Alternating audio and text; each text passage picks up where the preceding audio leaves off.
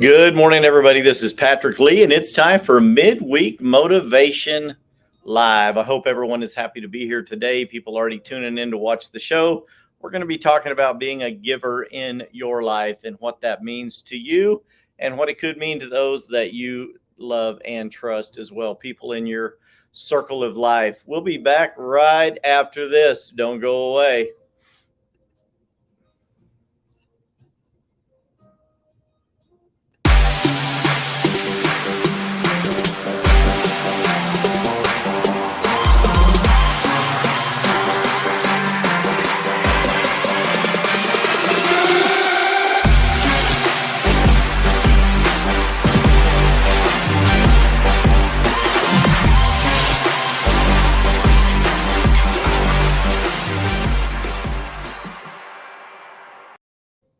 Good morning, everybody. Like I said, this is Midweek Motivation Live with Patrick Lee. We're going to be talking today about irrational giving. We got about 25 minutes here to talk to you today, motivate you into a new area of your life. Maybe that is something that you haven't thought about, but maybe you need to have this brought to your attention. It's a topic on giving. And other people may have shared things. You may have heard other things from other people in the past, but it's something that I want to talk to you about. And it's another way for you to live a more successful life. And that's part of the name of the show here today, right? Midweek Motivation Live. I say it all the time. We're Midweek Motivation Live, not Midweek, Depression Live. But we're here to motivate you to success in every area of life. And this may be one of the areas in your life that you're not seeing success. Could be in giving. Some people are afraid of the word giving. What does it mean to be a giver? Maybe you're one of the people, raise your hand, leave me a comment watching the show today. If maybe you would say, hey, I haven't really been lucky in my giving in the past. Maybe I'm not much of a giver. Maybe you feel like you don't have anything to give. Or if you do give, you don't have enough to give and you'll be left without enough for yourself. Hey, Marlene, good to see you watching as well. Midweek Motivation Live now on all major podcast platforms: Stitcher, Spotify, Google, iTunes, Apple Podcast. We're everywhere. So thank you for those of you that download the show. We continue to get notifications every week of how well the show is doing. I love going in to check on that. I don't check it a lot because I don't obsess over it, but I do like to know that we're making an impact. Thank you to those of you that watch the show. I really appreciate that.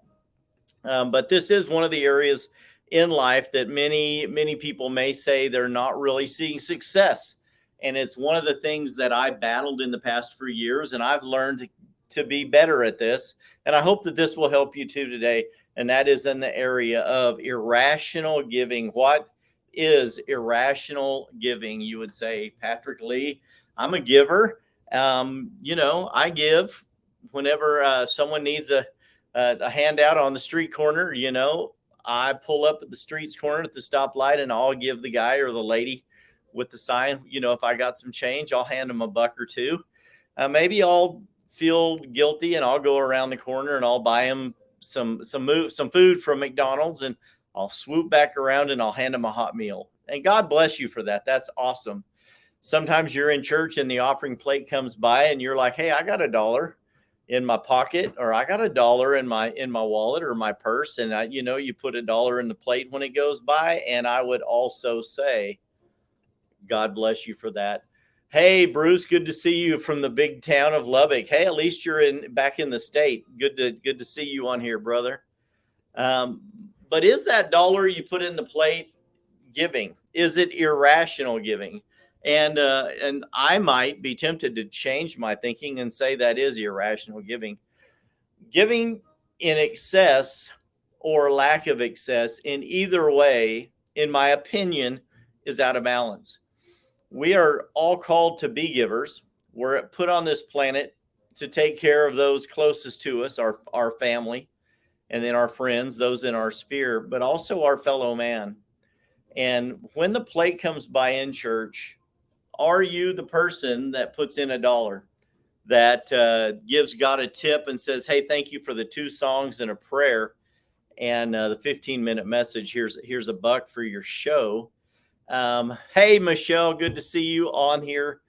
Also, my friend out in Oregon, love you. Great to see you on here. Yes, you do that all the time. That's awesome. We have in Amarillo, we have a very nice climate pretty much most of the year. It snows a couple of times a year in the winter, but not very much. It's generally always between 65 and 85 degrees here. So, with that being said, we have a large amount of homeless people that come here because they know, number one, that the temperature is agreeable. Number two, they know that Amarillo is full of generous people. So nearly on every street corner, you can find somebody out there with a sign, and it's a homeless vet, someone down on their luck, a single mom trying to feed her kids, and they'll have a sign, they'll have a puppy, and the puppy, it will say, "Hey, anything helps. I'm not hungry, but my dog is. God bless you." And those are the ones that usually get me more. And then I have to ask myself, why do they have a dog if they can't even feed themselves? What good are they going to do to that dog? But the dog gives them some company. Hey, Sal. Hey, Cody. Great to see you guys watching as well. All of the people on that I know that comment, that like and love the show and share the show, I know personally in my sphere are people that are givers. And I have learned to hang around with people that are givers. My friends are givers, and my coworkers are all givers. And I love that spirit that they have, the spirit of irrational giving. And one of the things that the negative side of that, I would say, is if you're the person that never drops more than $1 in the plate when it comes by at church, you may want to stop and take a look at that attitude and why you may have that attitude. For a church to do the work of the Lord, we know that God is for his vision, right? He is for his vision. If a church is serving the Lord, if they're preaching God's word, that church is doing a great service to mankind, to humankind, that they probably, God probably wants more than $1 from you for that. We know as a church body and as working bodies as well, generally less than 20% gives more than 80% of the giving. Less than 20% actually do more than 80% of the work at any one company, business, or field. So when we all get in this opinion or this mindset that I can tip God, or I can tip the owner of a company, or I can tip the change girl when she comes by and cashes me out on the slot machine, where I just won $1,000 and I give her a chip or a tip. I would say this, it's been said by many preachers in the past and friends of mine: God doesn't need your tips, and God's not trying to get your money. So some people would say, God doesn't need my money. He doesn't need my money. I'm here to worship and not to pay for that. I shouldn't have to pay to worship. And that's a wrong mindset. Let me just tell you that right away. That's a wrong mindset. Church and any church organization and any business organization that is truly service minded and service hearted is trying to get money to you. They're trying to get blessing to you. They're trying to put provision in your hand, not take things out of your hand. But the thing that we have to get into our minds is we have to change our thought processes. Stinking thinking. As a man thinketh in his heart, so is he. So if we have this mindset of, I only have enough for me, and if I keep everything that I have and maybe give away $1 here and $1 there, then I can afford the latte at Roasters or Starbucks. I can afford to put premium unleaded in my car instead of regular unleaded in my car. I can go out and eat at Saltgrass or Texas Roadhouse or a really nice steakhouse as opposed to eating at, McDonald's or Dairy Queen or some fast food places. If we keep more, I can buy a more expensive car. And the Lord knows I need a good car to get around in. I have a reputation to upkeep. I was at a meeting recently, just a couple of weeks ago, at a large real estate organization, and there was a building company there. And most of you that know anything about real estate, you know me, I'm into real estate, right? It's what I do for a living. And the common commission for a real estate transaction nationwide in America is 6% of the listing price, and half of that gets split with the other agent who may bring a buyer that buys your listing. Amen, Cody. Eat local, bro. Absolutely. As many times as you can spend your hard-earned dollars in a local restaurant as opposed to a chain, I would recommend you do that. Not to say that all chains aren't good. A lot of them are, and they're huge givers as well. But I choose to spend my money locally and eat with local as many times as I can. But this company was there. And in the standard transaction, when you're working with a building company, a lot of times you will see that the commission being offered is slightly reduced because the builder, the cost of building goes up, and the builders have a large crews they need to pay. And so the cost of building a home continues to go up, and the builder continues to want to keep more of that money and keep it in your pocket. So they continue to diminish the value of a real estate agent. And this particular builder was standing there bragging in front of this large room of about 50 realtors about their giving and the reason that they offer drastically reduced commissions. If a realtor brings a buyer that happens to want to have a home built by this company, that they pay the realtor basically a tip. They tip the realtor and say, thank you for bringing a buyer, but we're going to keep all of the money for ourselves because we're such big givers. We have this huge mission project, and I'm all for missions. And we're going to talk about that. I'm all for mission work. I believe that we need to help our fellow man. But they basically tipped the realtor, and they went on to talk about how important it was that they were taking from the realtor so they could give to other people in need in other areas. And it just struck me funny that they continue to hire more people, employ more people in their business, continue to wrap all of their vehicles with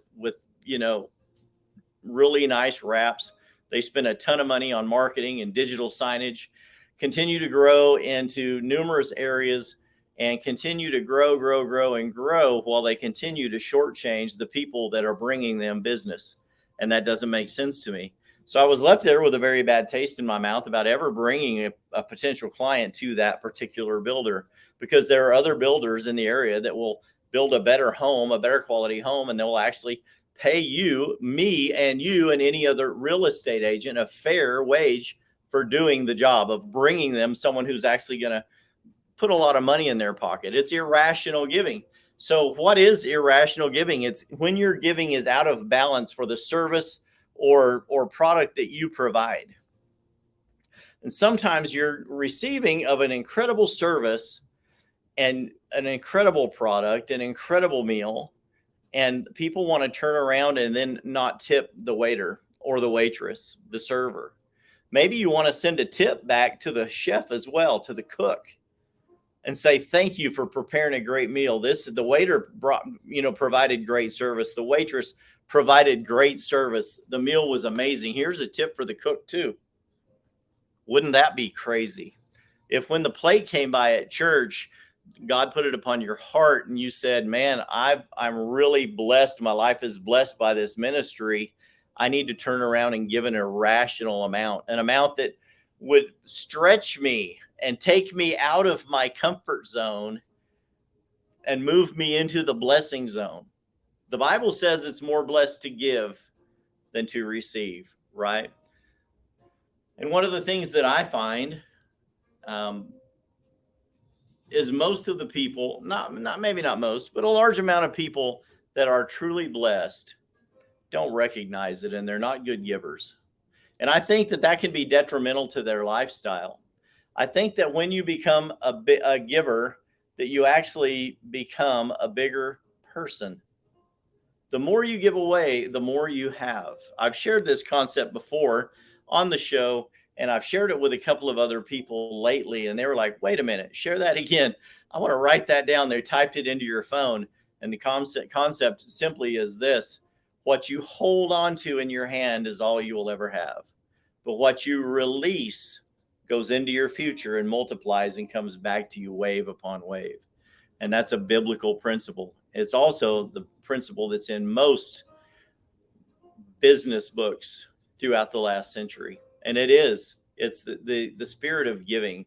The more you give away, the more you will have. The way for you to have the things in life that you want is for you to help other people have what they like, what they want in life. And the more you help them achieve what they want, the more that will come back to you.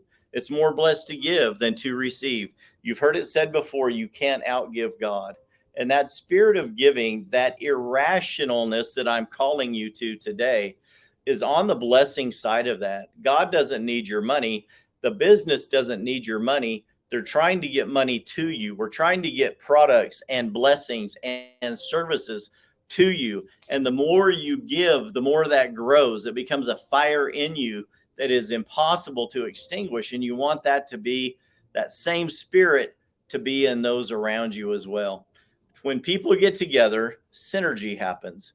And that synergy is an incredible impetus for growth, ideas, masterminds. I was recently invited to a mastermind and I wasn't able to attend. My wife was ill and I needed to stay home and attend to her. And I wasn't able to go, but I do like going to these. Whenever you go to a mastermind, people come together, big thinkers, and great ideas are born out of those meetings. So many things happen when like minded people get together that are givers.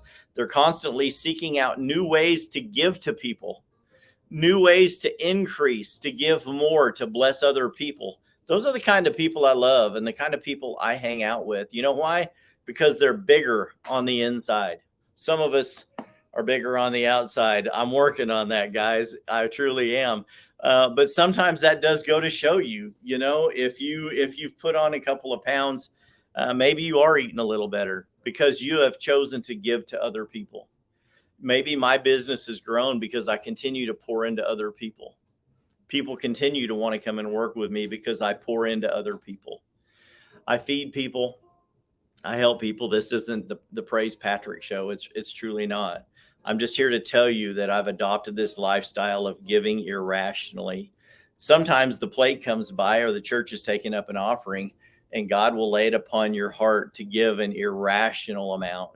And it may be that the church has a great need. It may be that your restaurant has a great need that day, or the person that's drying off your car at the car wash has a great need and you don't know what that need is, but you turn around and tip that person more than the rational person would. And you don't know that you may have just changed that person's life.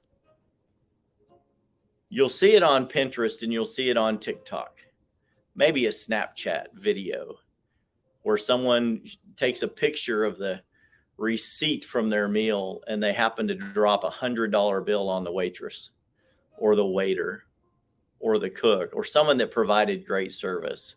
And the check may have been $20 and the tip was $100. And that's a very nice thing to do. I would call that irrational giving. Is it for everybody? Many of you would say no, but I would challenge that and say, I believe that it is. There's an incredible blessing that comes from giving. And it's not always monetary. It's not always reciprocal in the same amount that you give, but there is a blessing that comes from giving. When you have given to others and you do it with an open heart and for the right reasons, you cannot help but get the feeling inside that you have done good. There's not another feeling like that. On the flip side of that, when you've done wrong and that guilt weighs you down. It hurts your heart, it hurts your mind, and it causes you to be introverted, less of a magnanimous person. It causes you to shrink in size.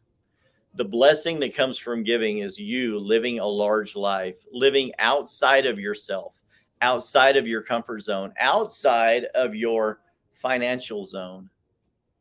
When you learn that your money is not all yours, that your money that you earn, the money that comes into your hand is for you to give away to bless others, you become bigger in life. You grow in friendship, relationships, all of those grow. Your reputation grows. People start to see you as a bigger person. You're a person who is kind and generous. You do have to temper that with wisdom. Proverbs tells us that. It says that I, wisdom, dwell with prudence and seek out knowledge, right? Wisdom. So you do have to temper that. I was in church a couple of weeks ago, and before service, I was in the lobby, and a lady happened to walk up and just said, and she was nearly in tears, and she said, "Hey, I need to get to the next town. Can you spare a couple of dollars for me to stop over here at the gas station and put some gas in my car? I just need to make it to the next town. It's about 45 miles up the road." And I just opened my wallet automatically, and I happened to have a $20 bill. I just gave her a $20 bill. And she got more emotional. "God bless you. Thank you. It's an emergency. I need to get up there to see my sister. God bless you." I was like, "No, God bless you. Have a great day." It wasn't a big deal to me. And I was happy to be able to give this lady 20 bucks. I was at church this Sunday, and I was standing inside the sanctuary, and one of the ushers came up to me. One of the security guards walked up to me and said, "You remember that lady you gave money to last week?" I said, "Yeah, as a matter of fact, I do. She needed to get to Dumas." He goes, "Yeah, she just came in again with the exact same story. Is there anyone here that can give me 20 bucks? I just need to get to see my sister in Dumas." And someone else turned around and gave her 20 bucks. And I almost bet you that she'll be back next week, and she'll come in and say, "Hey, is there anyone in here that can give me 20 bucks?" So you do have to temper that. And as a church body, once you become known as a giver, you will also become a target. But you have to use your wisdom, the spirit of discernment that lives within you, to know when you're giving. However, the best thing about that is if your heart is right and you are truly giving to give, it doesn't really matter what they do with it.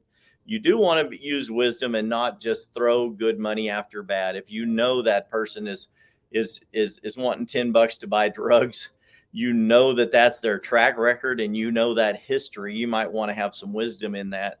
If you know that a place that you give is constantly breaking the law, or they're doing things that are unethical, you may not want to be giving so much to that organization, that place, that business. So wisdom, use wisdom along with that. But when your giving is coming from a good heart, from an open heart, and you have an open-handed mentality and you want to bless others, that should not be the issue. A good spirit of giving will make them feel better. It will make you feel better. It enriches their life, but more than that, it enriches yours.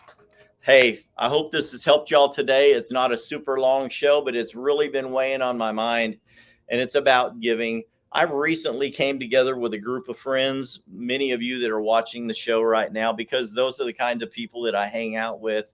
But different organizations have been laid upon my heart, and we put together a fundraising team. And we had an event recently, a couple of weeks ago, and we raised thousands of dollars for a couple of ministries that go in and work in the sex trade industry. And they minister to people that have been trafficked in human trafficking and the sex trade, adults and children, both here in our area and the panhandle of Texas and in other countries around the world. And we're able to write a couple of really large checks to these organizations. And that's a blessing that we don't say to brag about, but we do say to share with you that blessing comes from giving. These people are blessed. And when your heart is in the right place, you can't help but do that. You become bigger by giving. Receive that blessing today. Learn how to be an irrational giver. Give outside of your comfort zone. Give not until it hurts, but until it stretches you. And you would say, "Why am I holding on to this anyway?" Because what I hold on to is all I will ever have. Money doesn't grow if you just hold on to it. You have to let go of it. Maybe it's produce from your garden, and you have an abundance of zucchini or tomatoes or cucumbers. Give them to your neighbor, give them to a friend, take them to the church, take them to the food bank. Learn to give out of your excess. Number one, we share that on the show a lot. Learn to give out of your excess, but then also learn to give where it stretches you. It causes you to become bigger because you're really giving to the point that it's taking away some of those comforts that you have so that you might give comfort to someone else. Hey guys, I love you. Thank you for watching the show. This has been Midweek Motivation Live with Patrick Lee. Remember, the motto of the show is courage begins at the end of your comfort zone. And the bonus tip of the day, it is more blessed to give than to receive. I hope you guys have a great week. Until I see you again, this has been Patrick Lee saying bye-bye.